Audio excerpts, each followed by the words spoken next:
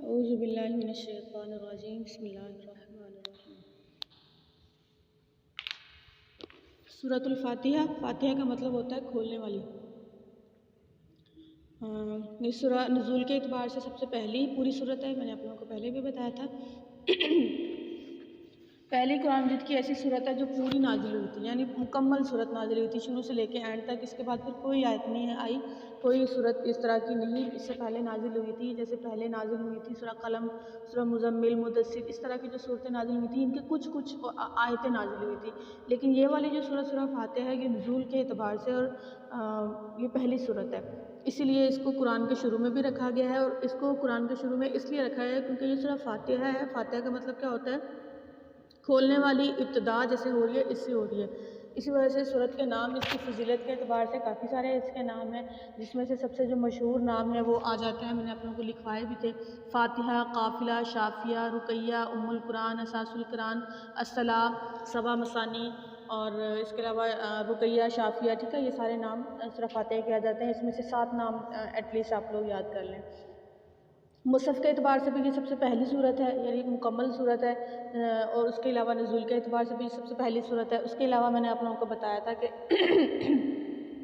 بعض لوگ کہتے ہیں کہ جو بسم اللہ سورہ فاتحہ سے پہلے شروع میں لکھی گئی ہے یا شروع میں لگی ہوئی ہے، اس کا مطلب یہ ہے کہ یہ بسم اللہ سورہ فاتحہ کا حصہ ہے۔ بعض علماء، بعض مفسرین کا کہنا ہے کہ نہیں، یہ سورہ فاتحہ کا حصہ نہیں ہے، یہ علامت کے طور پہ شروع میں لگائی گئی ہے تاکہ پتہ چل سکے یہاں سے صورت شروع ہو رہی ہے۔ امام شافعی اور جو بصرہ والے مفسرین ہیں ان کا یہ کہنا ہے کہ یہ سورہ فاتحہ کا حصہ ہے، لیکن امام ابو حنیفہ اور جو کوفہ والے مفسرین ہیں ان کا کہنا ہے کہ یہ سورہ فاتحہ کا حصہ نہیں ہے، یہ علامت کے طور پہ لگائی گئی ہے۔ سورہ فاتحہ کی 7 آیات ہیں، ٹھیک ہے، شروع سے شروع کر لیں اور ضالین تک جائیں تو اس کی 7 آیات بنتی ہیں۔ اور سورہ فاتحہ کا شان نزول آپ لوگ نوٹ کر لیں کہ سورہ فاتحہ جو ہے وہ مکہ میں نازل ہوئی تھی، جب اللہ کے نبی مکرم صلی اللہ علیہ وسلم مکہ شریف میں تھے تب یہ صورت نازل ہوئی۔ حضرت محمد صلی اللہ علیہ وسلم اپنے صحابہ اکرام کے ساتھ جبریل علیہ السلام کے ساتھ ایک محفل میں تشریف فرما تھے کہ اتنے میں انہوں نے آسمان سے ایک آواز سنی۔ آواز بڑی زوردار تھی، جیسے کوئی دھماکہ ٹائپ کی ہوتی ہے، گرج والی آواز تھی۔ تو اللہ کے نبی نے سر اٹھا کے اوپر کی طرف دیکھا اور جبریل علیہ السلام سے پوچھا کہ جبریل یہ کیسی آواز ہے؟ آج سے پہلے تو کبھی اس طرح کی آواز نہیں سنی۔ تو جبریل علیہ السلام نے فرمایا کہ آج آسمان کا وہ والا دروازہ کھولا گیا ہے جو اس سے پہلے کبھی نہیں کھلا ہے۔ تو وہاں سے ایک فرشتہ آیا، فرشتہ زمین پر آئے، انہوں نے 2 نور پیش کیے گئے اور اللہ کے نبی کی خدمت میں بولا، 2 نور پیش کیے اور فرمایا کہ یہ 2 نور ہیں، ایک سورہ فاتحہ ہے اور سورہ بقرہ کا آخری چند آیات ہے، ٹھیک ہے۔ اور انہوں نے بتایا کہ یہ 2 نور ایسے نور ہیں جو اس سے پہلے کسی نبی کو نہیں دیے گئے، اور آسمان پہ جو دروازہ کھلا ہے اس سے پہلے کبھی نہیں کھلا گیا، اور یہ جو شرف بخشا گیا ہے صرف آپ کو ہی بخشا گیا ہے، اس سے پہلے کسی نبی کو اس طرح کا شرف نہیں بخشا گیا ہے۔ تو یہ آپ لوگوں نے یاد رکھنا ہے کہ سورہ فاتحہ جو ہے وہ ایک آسمانی نزول تو ہے ہی، آسمانی کتاب کے اندر اس آسمانی نزول تو ہے ہی، لیکن یہ والی جو صورت ہے اور سورہ بقرہ کا آخری چند آیات یا رکوع کہہ لیں، وہ جو ہے وہ حضرت جبرائیل، جیسے قرآن جو ہے وہ پورا حضرت جبرائیل لے کے نازل ہوئے تھے نا، لیکن یہ والی جو 2 صورتیں ہیں، چند آیات ہیں سورہ بقرہ کی اور سورہ فاتحہ ہے، یہ جبرائیل علیہ السلام نہیں لے کر آئے تھے، بلکہ یہ وہ فرشتہ تھا جو نہ کبھی اس سے پہلے زمین پر اترا تھا، اس دروازے سے لے کر اترا تھا جو اس سے پہلے کبھی نہیں کھلا تھا آسمان کا، ٹھیک ہے۔ تو یہ ایک اعزاز رکھتی ہے سورہ فاتحہ کہ ان کے لیے جو ہے، مطلب اللہ کے نبی کے لیے جو ہے وہ یہ ہمارے نبی کے لیے اعزاز ہے، سورہ فاتحہ کا یہ اعزاز ہے، اسی وجہ سے اس صورت کی فضیلت بھی بہت زیادہ ہے۔ فضیلت میں میں نے آپ لوگوں کو پہلے بھی کافی بار بتا چکی ہوں، اگر آپ لوگ پچھلے پریویس لیکچر سنیں تو اس میں نے آپ لوگوں کو بہت ڈیٹیل سے سمجھایا ہے کہ سورہ فاتحہ جو ہے اس میں شفا رکھی گئی ہے۔ ہم دیکھیں پورے دن میں کتنی نمازیں پڑھتے ہیں؟ 5 پڑھتے ہیں، 5 میں جتنے فرض ہوتے ہیں 17، جتنے جو فرض ہوں گے اتنی رکعتوں میں ہم سورہ فاتحہ پڑھتے ہیں نا، ہر رکعت میں سورہ فاتحہ تو لازمی ہے، تو ہم 17 بار سورہ فاتحہ پڑھتے ہیں۔ تو فضیلت کے اعتبار سے یہ سورہ فاتحہ کے لیے ایک بہت بڑا اعزاز ہے کہ اس کو بار بار پڑھا جاتا ہے اور اس سے دم کیا جا سکتا ہے، اس سے رقیہ جو ہے اسی لیے اس کا نام رکھا گیا کیونکہ اس سے دم کیا جا سکتا ہے، اس کے اندر شفا رکھی گئی ہے۔ میں نے ایک بہت ڈیٹیل میں ایک واقعہ آپ لوگوں کو سنایا تھا، حدیث ہے کہ کچھ صحابہ اکرام جب کسی بستی میں گئے تھے تو انہوں نے بستی والوں سے کھانے کے لیے کچھ مانگا تو بستی والوں نے نہیں دیا، لیکن جب ان کے سردار کو کسی موذی چیز نے کاٹا تو ایک لونڈی بھاگتی ہوئی آئی، اس نے کہا کہ جو کوئی ہمارے سردار کا علاج کرے گا اس کے لیے بھاری انعام ہوگا۔ صحابہ کرام نے جب سنا تو ان میں سے ایک صحابی کہنے لگا کہ میں اس کا علاج کروں گا، اور وہ چلتے ہوئے سردار کے پاس آئے، انہوں نے سورہ فاتحہ پڑھ کے دم کیا اور ان کو شفا مل گئی، ان کا جو درد تھا وہ ختم ہو گیا، ان کو راحت ملی، تو انہوں نے ان کو انعام و اکرام بھی دیا اور ان کو بکریوں کا ریوڑ بھی دیا۔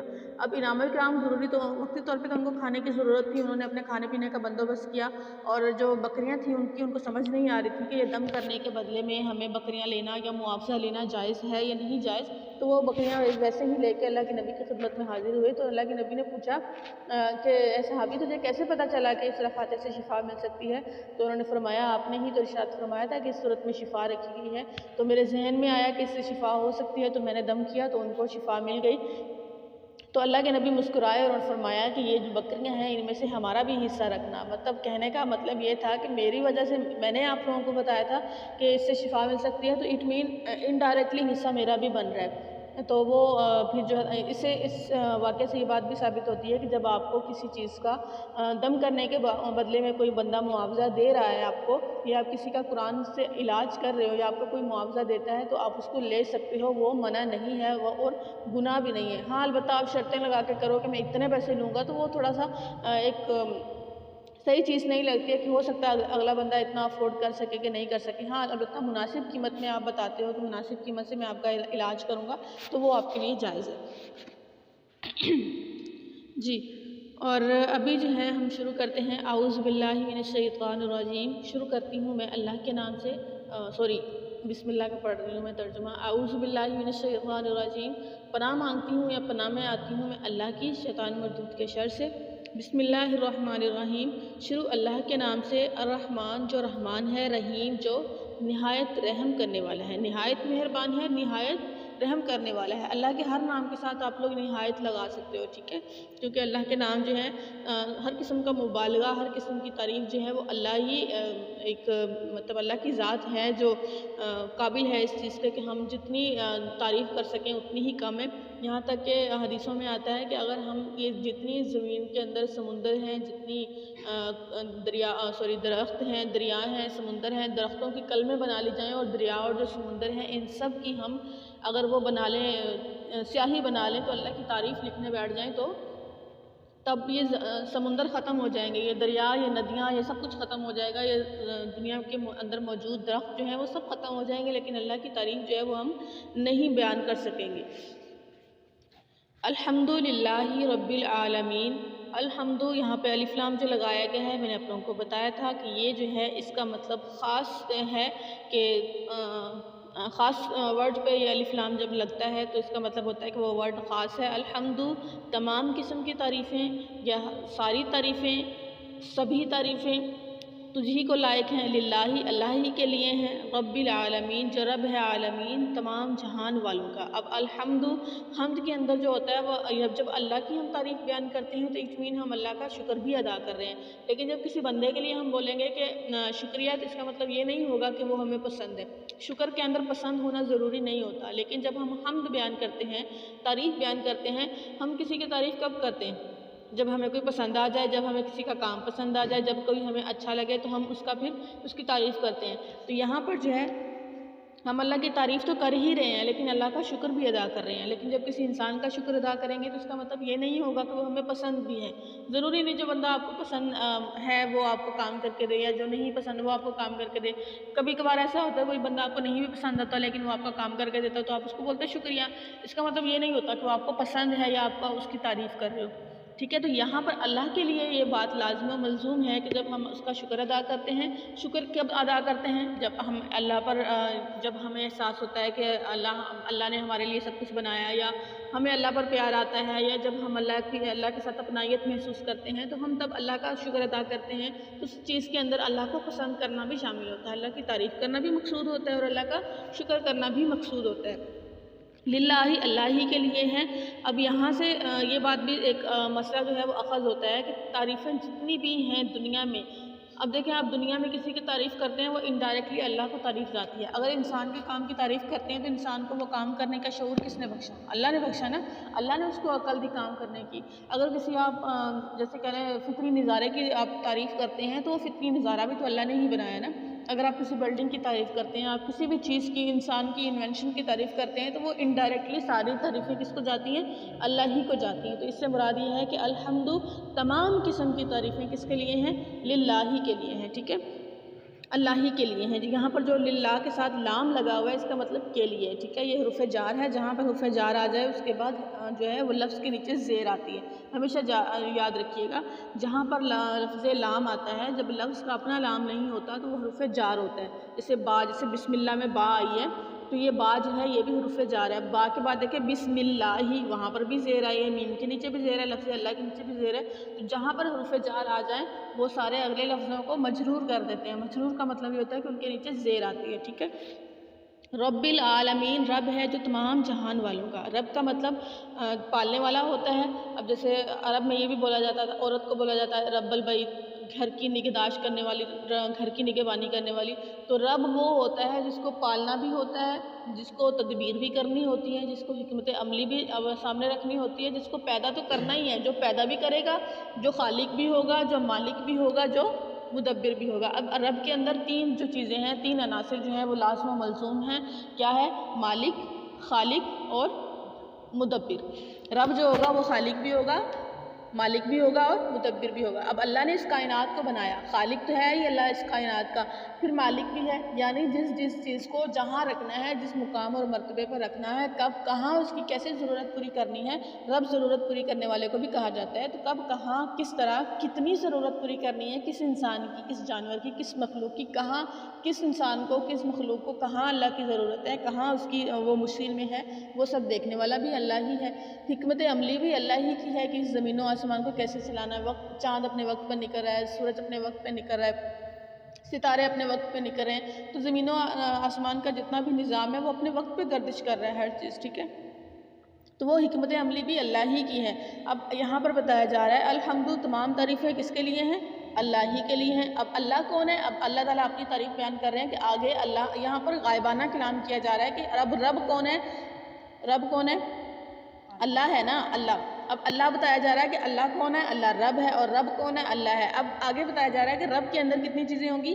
تین چیزیں ہوں گی، وہ خالق بھی ہے، مالک بھی ہے، مدبر بھی ہے۔ اب رب کے بارے میں بتایا جا رہا ہے، رب کس چیز کا ہے؟ ظاہرہ جب آتا ہے کہ اللہ رب ہے تو کس چیز کا رب ہے؟ عالمین کا ہے۔ عالمین مطلب تمام جہانوں کا ہے۔ عالمین جو ہے لفظ علم سے ہے، علم کا مطلب ہوتا ہے نشانی۔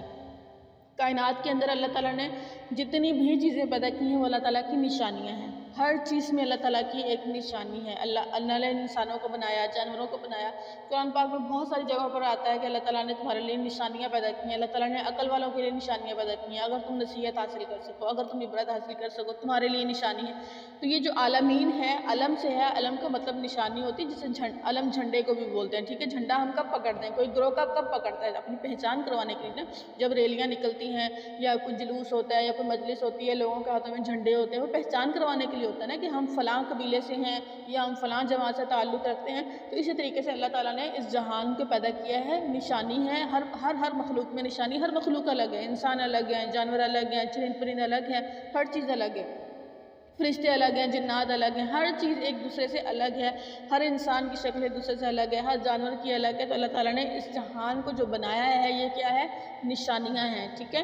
عالمین تمام جہانوں کا وہ رب ہے۔ اب دوبارہ سے سن لیجئے، الحمد تمام تعریفیں للہ اللہ ہی کے لیے ہیں۔ اب بتایا گیا ہے کہ تعریفیں کس کے لیے ہیں؟ اللہ ہی کے لیے۔ اگر آپ دیکھیں گے نا پوری آیت جو ہے وہ مربوط ہے، ایک تسلسل کے ساتھ ایک سلسلہ چل رہا ہے، ہر لفظ دوسرے لفظ سے کنیکٹڈ ہے۔ الحمد تمام تعریفیں، سوال آتا ہے کس کے لیے؟ فوراً سے بتا دیا گیا کس کے لیے؟ للہ اللہ ہی کے لیے ہے۔ اب پتہ چل، اب پوچھے بندہ اللہ کون ہے؟ اللہ کون ہے؟ رب ہے۔ رب العالمین کون ہے؟ اللہ رب ہے، اور رب جو ہے وہ کس چیز کا رب ہے؟ عالمین تمام جہان والوں کا رب ہے۔ اب سمجھ آ گئی کہ ہر لفظ جو ہے وہ کنیکٹڈ ہے۔ الحمد کے بعد فوراً سے آ گیا اللہ، حمد کس کی ہے؟ اللہ کی۔ اللہ کون ہے؟ رب ہے۔ رب کس چیز کا ہے؟ تمام جہان والوں کا ہے، ٹھیک ہے۔ الرحمن الرحیم، رحمان ہے نہایت مہربان ہے، رحیم ہے، کیا ہے؟ رحیم کا مطلب کیا ہے؟ نہایت رحم کرنے والا ہے، جی۔ اب رحمان جو ہے وہ انکنڈیشنل ہے اور رحیم جو ہے وہ کنڈیشنل ہے۔ رحمان میں نے آپ لوگوں کو بتایا تھا کہ اللہ تعالیٰ نے اپنا رحمان کیوں نام رکھا تھا، کیونکہ اللہ تعالیٰ ایک روایت میں آتا ہے کہ اللہ تعالیٰ فرماتے ہیں میں نے انسان کو جو ہے وہ رحم سے پیدا کیا، اور جو رحم سے تعلق رکھے گا، رحم کے رشتوں سے تعلق رکھے گا، رحم کے رشتوں کو نہیں توڑے گا، فضول میں جیسے آج کل چلتا ہے رشتہ داریاں توڑ دی جاتی ہیں، لڑائی جھگڑے یہ وہ، تو اس چیز سے ہٹ کے اگر سوچا جائے تو اللہ تعالیٰ نے اپنا نام جو ہے دیکھیں رحم رکھا، رحمان سے رکھا ہے، رحم سے، ٹھیک ہے۔ رحم انسان کس سے پیدا ہوتا ہے؟ رحم سے۔ تو اللہ تعالیٰ نے کہا ہے جو رحم کے رشتوں کو باقی رکھے گا میں اس سے اپنا تعلق باقی رکھوں گا۔ اس مین کہ اللہ تعالیٰ صلہ رحمی کا حکم دیتے ہیں، صلہ رحمی کی طرف ہماری توجہ جو ہے مبذول کرواتے ہیں۔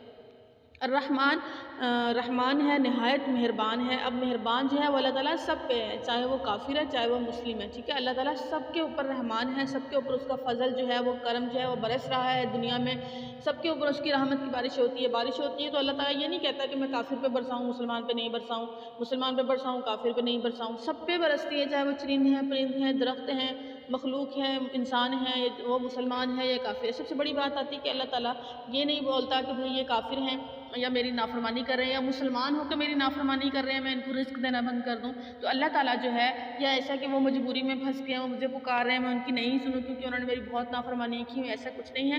اللہ تعالیٰ جو ہے وہ انسانوں پر مہربان ہے، دنیا کے اندر سب پہ وہ مہربان ہے، بھلے وہ مسلمان ہے، بھلے وہ گستاخ ہے، بھلے وہ نافرمان ہے، بھلے کچھ بھی ہے، اللہ تعالیٰ سب کے اوپر مہربان ہے۔ ایک حد تک سب کو ڈھیل ملے گی، ڈھیل جو ہے وہ کیا ہے، قیامت تک کسی کو ایسا ہوتا ہے کہ فوری طور پہ سزا اللہ تعالیٰ دے دیتے ہیں، کسی کو جو ہے وہ قیامت تک ڈھیل ملتی ہے۔ اللہ کے نبی جب جیسے پہلی قومیں جو تھیں ان کو فوری طور پہ جب وہ گناہ کرتے تھے فوری طور پہ ان کی شکلیں بدل دی جاتی تھیں، ان کو فوری طور پہ سزا ملتی تھی، لیکن ہمارے نبی نے بہت جو ہے نا وہ رو رو کے اللہ سے درخواست کی تھی، دعا کی تھی کہ میری امت کو فوری طور پہ سزا مت دیا کریں، میری امت کی جو ہے وہ شکلیں آپ تبدیل مت کریں، اللہ تعالیٰ ان کو جو سزا دینی ہو وہ آپ قیامت کے دن دیجیے گا۔